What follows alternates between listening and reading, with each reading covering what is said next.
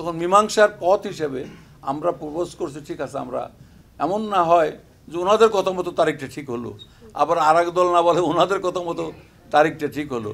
আমরা একটা প্রস্তাব রাখছিলাম যে দুইটার মাঝামাঝি ফেব্রুয়ারির 15, 16, 17 তারিখে টঙ্গীর ময়দানে, যেখানে অন্যান্য বছরের ন্যায় বিশ্ব ইজতেমাটা সুন্দরভাবে প্রতিপালিত হবে।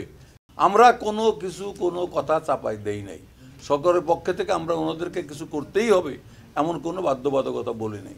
আমরা শুধু একটাই বলছি, আল্লাহ এবং আল্লাহ রসুলের দিকে তাকাইয়া এই মানে এত বড় পবিত্র এবং ধর্মীয় পবিত্রতার কাজ, তাবলিগের জামাতের মতো এত একটা শ্রেষ্ঠতম জায়গার কাজ, এই কাজটাকে একতাবদ্ধ করে সারা দেশবাসী যাতে খুশি হয় এমনভাবে করতে হবে। এইটা কোনো আমাদের সিদ্ধান্তর ব্যাপার না।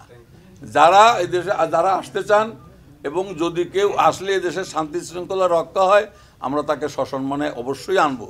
আবার যদি দেখা যায় যে কোনো লোক এখানে আসলে বিশৃঙ্খলার সৃষ্টি হতে পারে, আইন শৃঙ্খলা পরিস্থিতি বিঘ্নিত হতে পারে, আইন শৃঙ্খলা পরিস্থিতি বাহিনী তারাই সিদ্ধান্ত নেবে, সরকারের কোনো বাধা বিপত্তি নাই। ইন্ডিয়া থেকে নিজামুদ্দিনের জামাত আসবে এটা ফয়সালা হয়েছে। মাওলানা সাদ সাহেব, তাকে যদি আনা যায় বা যদি জটিলতা নিরসন হয় তিনি যদি আসেন তো ভালো, যদি তিনি আসতে না চান অথবা জটিলতা নিরসন না হয় তাহলে ও পক্ষ থেকে ইব্রাহিম দেওয়ালা আর আহমেদ লাট সাহেব আসবেন না, এইটুকু ফয়সালা হয়েছে।